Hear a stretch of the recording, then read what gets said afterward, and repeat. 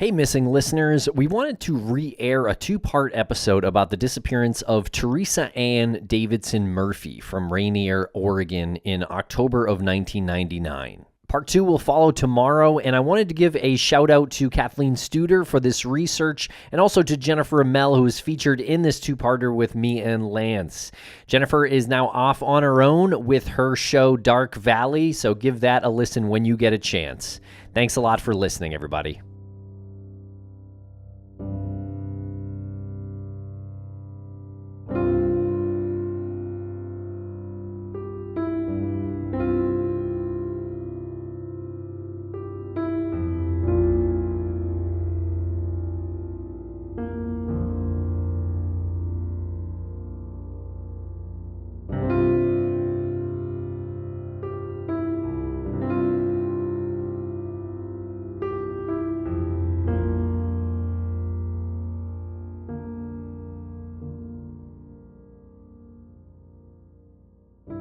Welcome back to Missing. I am Tim, here today with Lance. Lance, how are you today? I'm doing very well today. I hope everyone out there is doing well, and I hope you, Tim, are doing better than ever.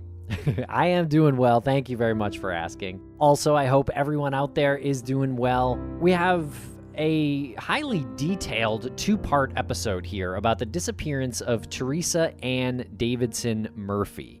And she's been missing since October 7th, 1999 from Rainier, Oregon. She was born on May 15th, 1965, a white female with brown hair, blue eyes, 34 years old at the time of her disappearance, 5 foot 10 inches, about 140 pounds. And she was wearing a green sweater, blue jeans, white sneakers, a wedding ring, and a gold chain necklace. And yeah, Tim, you said that this is detailed. Big thanks to the folks over there, the research team, Jen, and everybody at Private Investigations for the Missing, putting together all of this information. Again, it's another frustrating mystery. It's another frustrating disappearance, tragic disappearance. It really is. And Teresa's daughter, Jessica, submitted the case to Private Investigations for the Missing. And we actually hear from Teresa's mom, Yvonne, in the interview. She conducted an interview with Jennifer Amell, and we will play clips from that interview at times during this episode, actually during these two episodes about Teresa's disappearance.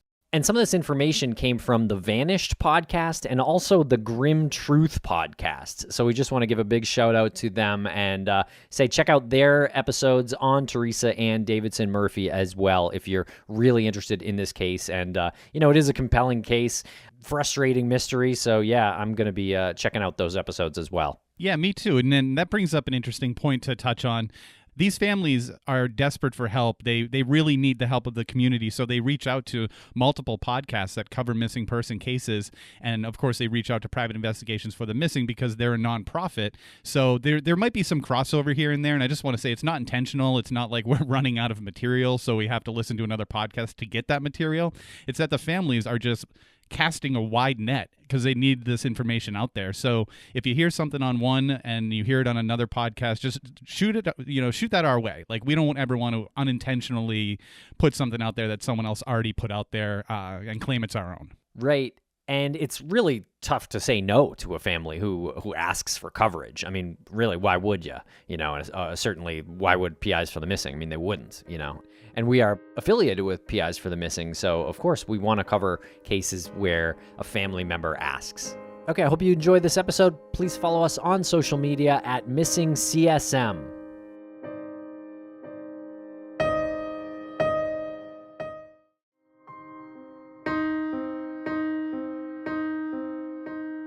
Welcome back to the podcast. Jennifer Amell, how are you today? I'm very well. Thank you for having me back. We're discussing a very interesting, very mysterious case out of Oregon today. And this case was submitted by Teresa's daughter, Jessica, to Private Investigations for the Missing. And this excellent research was conducted by our friend and colleague, Kathleen Studer. Big shout out to Kathleen for putting this together.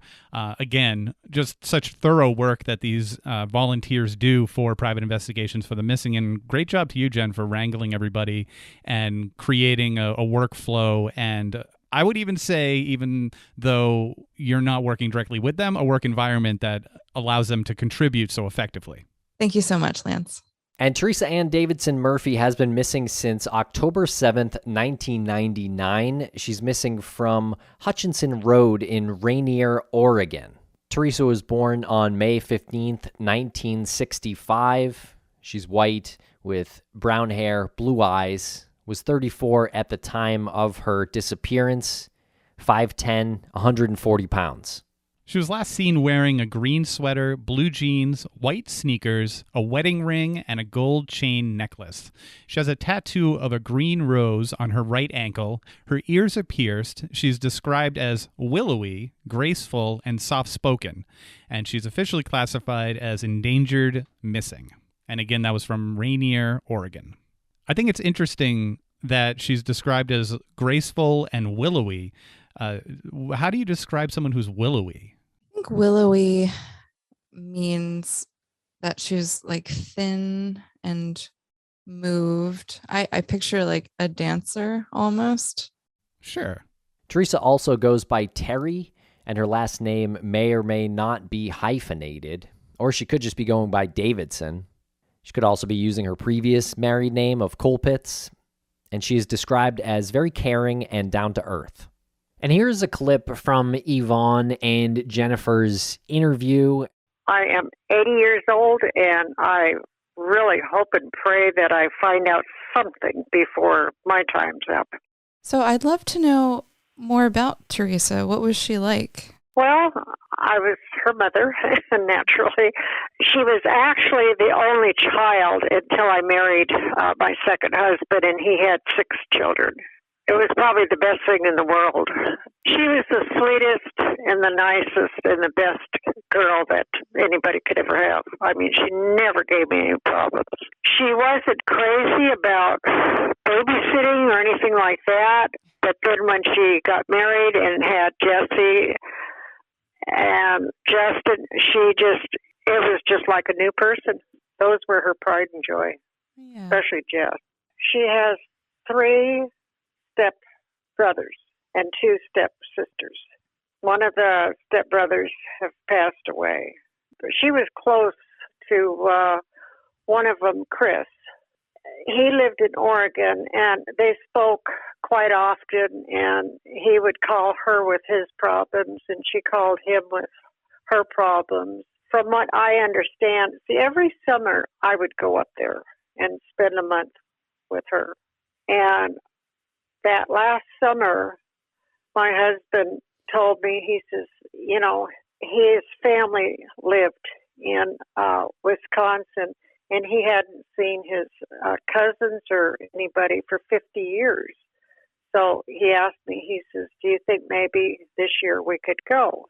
And I, yeah, definitely. So I called Teresa, and I told her, and she more or less just begged me to come, and she said that she'd pay for my airfare, but she didn't let on that she had problems. But, I just feel that if I had gone, I don't know, if I had gone up there that year, I would have known more than I do now. She was probably one of the best daughters that anybody could ever ask for. And she really loved all of her stepsisters and brothers.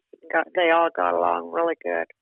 And Teresa was last seen by her daughter on Thursday, October 7th, 1999, although her daughter, Jessica, did talk to her on the phone on Saturday, October 9th, 1999. So 2 days after she was known to officially go missing, I guess. So that might be the actual date of her disappearance, is possibly the 9th of October. So that information comes from her daughter.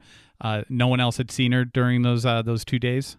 Apparently not. So she had remarried a man named Richard, and he claimed to have gone camping that weekend. So yes, the last time someone saw her was her daughter, Jessica, on the 7th.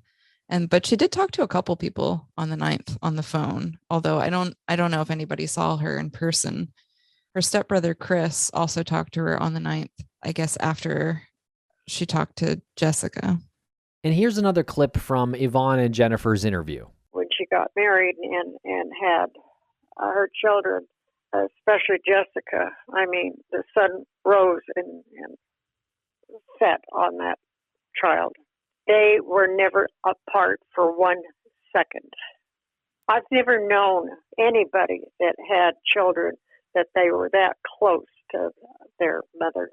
I mean, we went through a couple of 2 or 3 years with Jessica after the disappearance, and we were living in California, and she would come for the summer and stay with us, and it was really rough, because she cried and cried and cried. She wanted her mother. And from what I understand, she was the last one to talk to her mom. Right, yeah, on the phone. Yeah. Mm-hmm. And a bit of background on Teresa. She was born in California. She was the only child of Yvonne Reich, but she had many step-siblings from her mother's relationship after Teresa's dad. She married Stephen Colpitts and had 2 children, a son, Justin, and a daughter, Jessica. They divorced, and Teresa and her children eventually moved to Kent, Washington, where Teresa finished her GED and got a job with Boeing, working with computers, according to Jessica. And during this time, Teresa's father died, leaving her with some money and guns.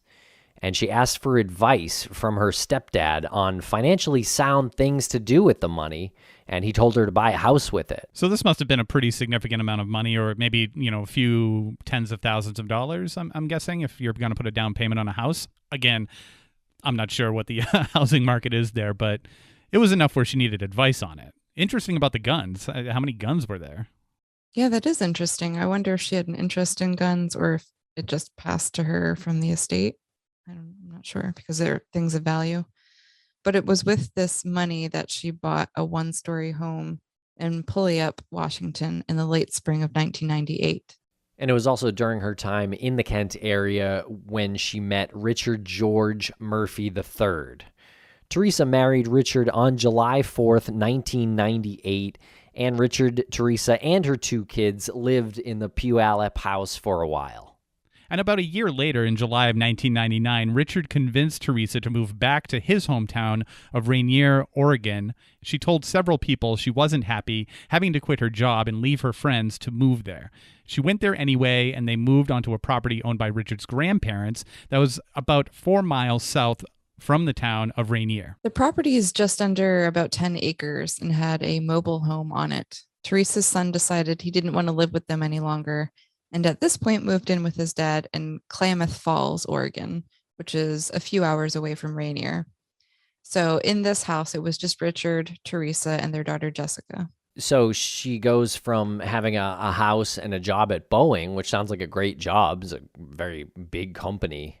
Pretty secure. Yeah, to being completely isolated and living in a trailer. It's interesting. You said isolated, and that's exactly what you feel when you look at any Google images of 4200 Hutchinson Road in Rainier, Oregon. It's really surrounded by forest. There's nothing there. There's nothing around. Yeah, and this property was located down a very long road away from the town of Rainier. And like you said, Lance, whatever's surrounding there is like forested. There's no developments, no buildings, nothing. And near the town of Rainier and sort of near their property is a very wide river known as the Columbia River. And we got another clip from Jen speaking with Yvonne. And then, so she married this guy, Richard. Right. Murphy. What was your opinion of him? Did you ever meet him? Oh, yeah. Yeah, I was at the wedding. Okay. And I met him. I just didn't approve. Yeah. Plain didn't approve. They weren't even really married a year before, she went missing. Does Jessica have any memory of him or that time right after her mother disappeared? Yeah, I think so. Mm-hmm. Did she describe his behavior at all? Yeah. She said that, my daughter's truck was in the driveway with the keys in it, and his van was, she said, spotless, which was really, really different because it never, she didn't know really what to think. She just wanted her mother, that's all. And that brings us to the time between October 7th and the 10th of 1999. And on the afternoon of Thursday, October 7th, Teresa dropped newly turned 13-year-old daughter Jessica off at Richard's cousin's house for a 3-day sleepover. And Richard's cousin had a daughter Jessica's age, and they both played volleyball and were planning to attend a volleyball tournament on Saturday, October 9th. And Richard allegedly leaves the same afternoon after Teresa returns home from dropping Jessica off. He leaves for a camping trip to a place called Brown Creek Campground in the Washington Olympic Peninsula. And how far away is that from where the girls were dropped off, where Rainier is? I think that campground is about 2 hours north of their home in Rainier. And Yvonne said that Teresa asked to go camping with him, and he told her no, he was just going to go camping by himself. And that's important to note, that he's going camping by himself 2 hours north. Like, that's a hike. And Teresa's stepbrother, Chris, talked to Teresa at some point during that day.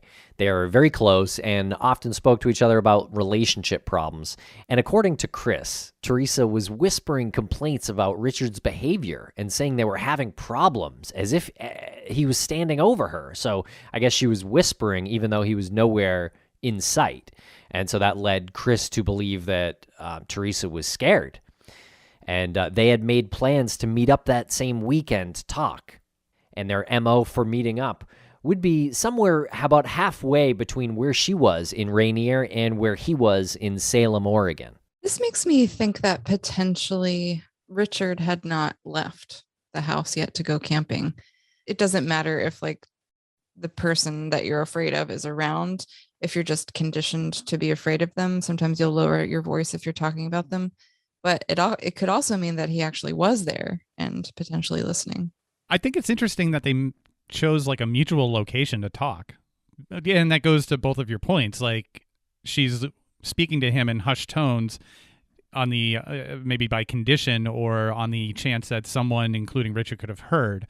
But they needed to go to a mutually exclusive location, which is interesting. Someplace that no one would know that they were going, like only the two of them. I mean, that could be purposeful because they felt safer meeting somewhere else, or it could mean that like it was just a town in between them, so they wouldn't have to drive all the way to one another's house. Well, something was obviously important enough to schedule a separate meeting that couldn't be spoken about at that time. Now, after the volleyball tournament on Saturday, October 9th, Jessica did speak with her mom, and Jessica later thought that her mother didn't sound quite like herself, which is interesting. Yeah, there's no further elaboration on this point. But I wonder what she did sound like. Was she hurried? Was she scared? Was she, short with Jessica? Not sure.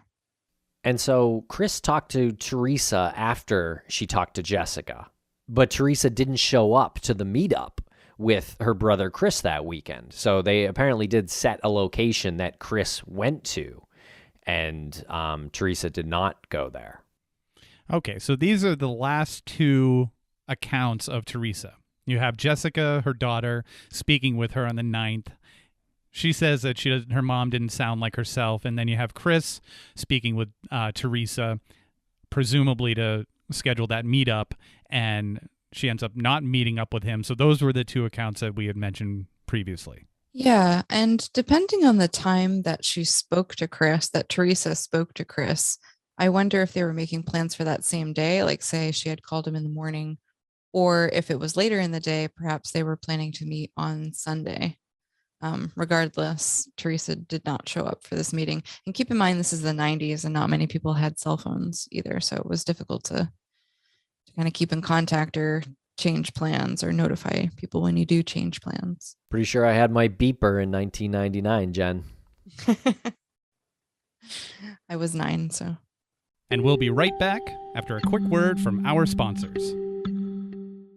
Thanks to our sponsors, and now we're back to the program. And it wasn't until the following weekend that Richard answered the phone at his house. He told Jessica that he didn't know where her mom was and that he would be over to pick her up. And he didn't arrive until the next day, picking her up in his work van. According to Jessica, he immediately began bad-mouthing her mom, Teresa, saying that she was a drug user and not a good person.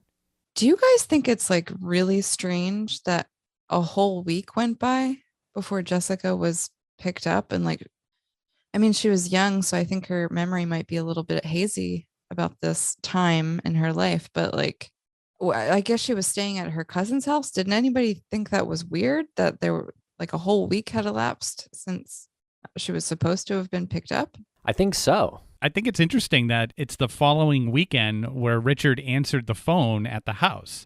Was he not answering the phone before? And he had just gone 2 hours north to go camping by himself.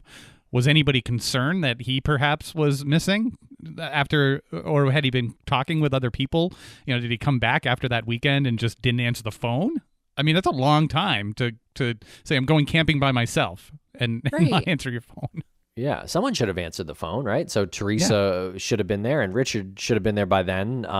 And they were on separate trips during that weekend of the 10th. So there's no reason that no one should be answering the phone unless both people are missing.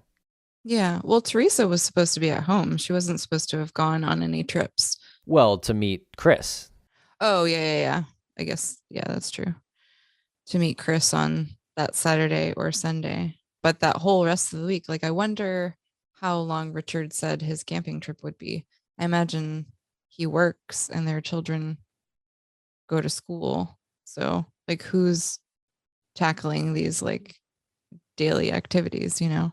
Is he going to work? Is Jessica going to school? Who knows? I mean, it would have had to have been a short camping trip if Teresa wanted to go with him in the first place, because if it was a week-long camping trip, she probably would have thought to herself, well, like, I can't leave for a week. I have to, take care of Jessica. There's obviously school, etc. I mean, it doesn't sound like he planned on leaving for a week. It sounds like it was going to be just a couple of nights. But either way, he comes back home and immediately starts bad-mouthing Teresa to Jessica, right? Yeah, I mean, if he has no other knowledge about Teresa's disappearance, I imagine, like, from his perspective, Teresa just took off, and I guess I would be a little frustrated too. I probably wouldn't badmouth, my stepkid's mother to them, but, some people show their frustration in different ways. But he claimed that he had called the police and some hospitals in the area, but no one knew where Jessica's mom was, where Teresa was. Richard told Jessica that she could stay with him, but he'd have to pay $5,000 if she did stay, which he called a burden. So he called Jessica's dad to come pick her up, and she moved in with her father and brother in Klamath Falls. This seems like a thing that you would just tell a child who doesn't really understand. That is so bizarre to me. Like, I could keep you, but I would have to pay $5,000. Like, what? Yeah, where's that money going? I mean, to the state? Is it because, like, it's part of the agreement that, I mean, is that the line that he used? It's like part of the custody agreement or something? It's ridiculous. Well, yeah, I mean, he wouldn't have to pay if he was taking care of Jessica. It would be her father who would pay child support. Well, I mean, also, they're adults. They can work out a situation where the mom's missing and she can stay with him for a couple of nights. Like, we don't have to get the law involved here. I know. It's crazy. I think this definitely sounds like just something you would tell a kid. Like, if you don't want to tell them to their face that you can't stay here and I don't want you, they're like, well, I would have you, but you would be a real burden. You would cost me money. So you decide, kid. Like, just guilting the kid into, going elsewhere. Yeah. So he makes Teresa quit her job, move to an isolated trailer hours away from her friends and family, and then badmouths her to her daughter after she goes missing. Okay. Sounds like a real stand-up guy. But finally, on October 23rd, Teresa's stepbrother Chris and his wife report Teresa missing. So this is on October 23rd. So about 2 weeks later, they report her missing. They had tried before, apparently, but the police told them to wait, which is really interesting to me that the police would say, just wait a little bit before you report your mom missing. And it was learned that Richard never actually reported Teresa missing. And all of that information is put together through bits of the investigation that was put out into the public by the press, by Jessica, by Yvonne, and by others. Yeah, so apparently Teresa's truck with the keys in the ignition was found at the property in Rainier. Okay, check that off the suspicious list.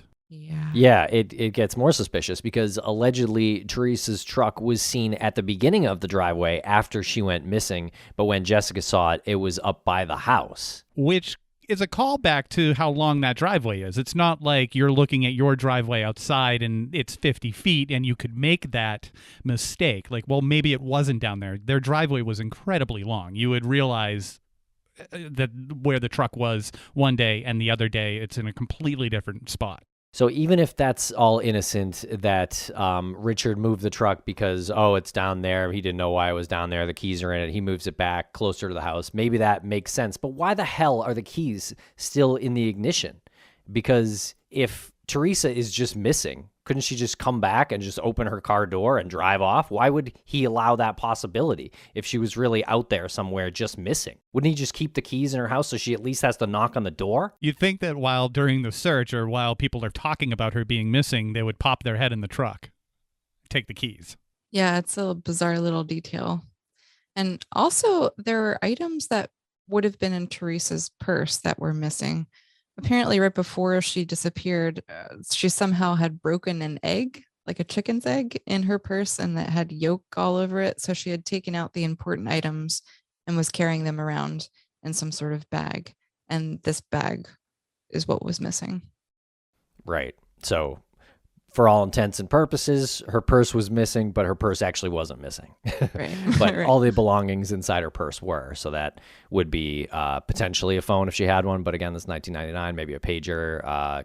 You would think keys, money, identification, things like that. Mm-hmm. How did a broken egg got in it when it was in the closet? Well, I don't know. Like, maybe they had chickens. It was a rural property. If you have chickens kind of running around errantly on your property, sometimes they lay eggs in weird places. So if she was walking around, like was going out to her car and saw an egg, I can see her just like placing it in her purse. Yeah. It also kind of sounds like maybe something a kid would do. Yeah. But her kid was 13. Like, I would still do that. As like a prank, you mean? Like put it in a shoe mom or opens the something? purse and there's an egg in there. That's kind of funny. Yeah. I had a friend who carried around barbecue sauce in her purse. a woman's purse is a mysterious place. Now, to check another box in the suspicious list, Richard allowed one search of his property at the onset of the investigation, and since then he has not allowed law enforcement to come back onto the property. They did seize Teresa's computer, some albums, and some other items. The property was also searched using canines and a tracker. So this tracker, I'm assuming, is a human being. And it is noted that Richard reported that the family's 1991 Colt 1911 A1 .45 caliber pistol was missing. And there's a serial number 2757178. And in the report it says that Richard reported it missing a few days after Teresa went missing. But since Teresa was reported missing over 2 weeks after the last time someone saw her, and not by Richard, we're not really sure if he reported it before or after her sister-in-law reported Teresa missing. So either way is a fact that Richard never reported Teresa missing. Yes, correct. But it is a fact that at some point he did report his gun missing. Correct. And Jessica stated that when Richard picked her up, she noticed that his normally dirty work van, and again, he owned a pest control and construction business, she said it was spotless this time. Spotless and empty, other than a green raincoat. I think that's certainly very interesting. I imagine a truck like that, like if you are doing two different businesses out of the same truck, it would have a lot of stuff in it and potentially be quite messy because those occupations are pretty messy. And it's normally dirty work truck is from Jessica, that she was used to getting into her dad's work truck and it being dirty, and it stood out to her how clean and empty it was, except for the green rain jacket, which is really interesting because that's consistent, right, with that type of work. There's always stuff going in and out of there. There's really almost no time to clean it, to keep it, neat and tidy. Yeah, I mean, it's definitely a possibility that like he had taken his truck camping too and had cleaned out the van after he put his camping stuff away, just trying to play, into Richard's court here, but it's not looking good. Well, interesting that you mentioned the camping, because Jessica also stated that she noticed that all of Richard's camping gear was still in the shed and did not look like it had been moved recently. I don't know if anyone, here goes camping, but once you come back, you kind of just dump your stuff. And maybe you stack it back up and put it away neatly, but you're just kind of done with it at that time. And if it didn't look like it had been moved recently, it probably hadn't been moved recently. Yeah, I definitely believe Jessica's statement here. Although, like, it all depends on what Richard's personality was, too. I mean, my dad, for example, has like military precision when he goes camping. Like, he'll pack the car perfectly. As soon as he comes back, he puts it back in its place, vacuums out the car. Like, he's very diligent about these things. It seems from the previous statement that Richard did have a normally messy van, so that kind of shed some light on his personality. But I mean, Jessica's word is pretty important here because she's the one who knows Richard's behaviors, right? Okay, yeah, good point. I'll pedal back a bit on my statement where the camping gear was messy. I mean, it's all different types of people go camping. You can camp and do it with military precision, or you can be a slob about it. I guess I was just a slob about it. And we talked about Chris a little bit, Teresa's stepbrother, who Teresa was going to meet. And Chris actually went to that location, but Teresa never did, is what he said. And he took a polygraph test and passed it.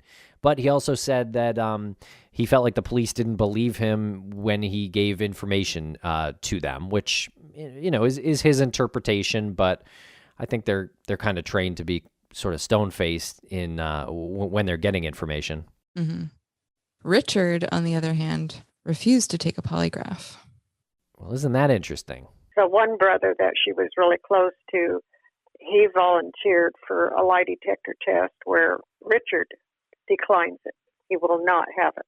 And I felt, the very beginning, that if he had nothing to hide, there was no reason why he would turn it down. And see, his whole family, his uncle, his mother, his stepfather, his brother, everybody in his family lives in that one town. I mean, it's his right to refuse. They can be not always accurate and incriminate somebody who is innocent, but it's definitely a telling thing when somebody refuses a polygraph. Yeah, absolutely. Because it doesn't even mean it. You can't even use it in court. It's just an investigative tool for the police. So absolutely highly suspicious if someone passes on it. I feel like law enforcement asks people to take polygraphs just for that initial, like, are they going to accept or refuse? And they use that bit of information to determine whether or not to look into this person. Because it is telling. Because you imagine if you don't want to take a polygraph, you have something to hide. Potentially. I think that also goes to what Chris was saying, that he didn't think that the police believed him, because I agree with you. I feel like it's the idea of the polygraph, of the lie detector test, that the police are looking for the reaction from the person they're administering it to. It's not so much the results of it. And I think it's telling that Chris was concerned that they didn't believe him, even though he did pass, which also goes to them looking at the reaction and being stone-faced about stuff. They probably believed him, but they probably wanted to see the reaction that he had with them not coming out and saying, that makes sense to me. Your story makes sense. They just probably were stone-faced, and that concerned him. So maybe that speaks to him. Maybe that speaks to his desire to be taken seriously and wanting to make sure that the people who are in charge of the investigation were going in the right direction. Yeah, for sure. And that's not to say that Richard didn't refuse to be interviewed by police. He was definitely interviewed. He just didn't take a polygraph. I don't know. If I was in the same situation, I might refuse a polygraph because I think they're just so inaccurate and can be used to incriminate you. Or you, like, if you are a really nervous person and you have a high heart rate, even though you're innocent, you can fail a polygraph, and then the police have that much more incentive to look into you. So I really don't fault people for refusing to take them.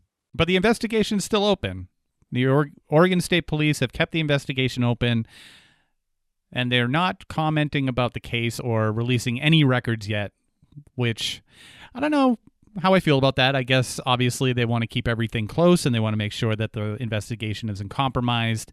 I'm just wondering, at what point do they think that it's been long enough when it's 1999 and we're rounding the corner to 2022? So you're looking at 23 years, over 2 decades.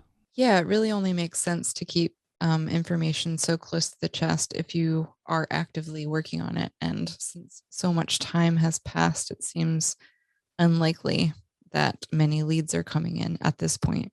And Teresa's daughter, Jessica, stated that since she was so young, no one kept her in the loop regarding information from law enforcement, which is something I feel like we see a lot with the second generation from that victim. They try to get involved. We've seen that in countless examples now, and a lot of times a relationship does develop, which is great to see. And Richard finally called Yvonne to let her know Teresa was missing about 10 days after Teresa went missing. And Richard said the reason he waited so long is because Teresa had her gun with her, and he knew that she could take care of herself, apparently, with her gun. What situation is she getting in that she needs to shoot things? I mean, if he was indicating that she was into drugs, maybe he thought that she would be in some sort of situation where she needed to protect herself around drug dealers or people of that ilk. But that is a ridiculously stupid excuse, that you didn't do anything because she had a gun and she could take care of herself. I mean, was it just an infinite amount of bullets? Did she have a machine gun? Like, how? What is this? Like, yeah. It's your wife, the mother of a child. Like, maybe I'm just giving society too much credit here. Yeah, it's a weird one. It's not like she can eat with the gun, or it's not like the gun is going to clothe her. It's a really weird one. Okay, this next point is confusing to me. When Yvonne asked to talk to Jessica, Richard did not let her. And then after she went missing, I called and wanted to talk to Jessica, and he wouldn't let me talk to her. I called twice, and he wouldn't let me talk to her. And then he called her father, and in the middle of the night had her father come and pick her up. In the middle of the night? Yes. And I wouldn't trust Richard as far as I could throw him. So somewhere along the lines of this conversation, Yvonne asked to talk to Jessica, and Richard did not let her. And I would really like to know if Richard was there with Jessica. It seems like there was like a time period between like when Jessica was still staying at Richard's house and before she went to live with her father. So maybe what they said, this was about 10 days after Teresa went missing. So maybe Jessica did stay there for those 10 days before going to her father's. The only reason Yvonne would ask to talk to Jessica through Richard is if Jessica was staying with him, right? Right. Yeah, unclear there.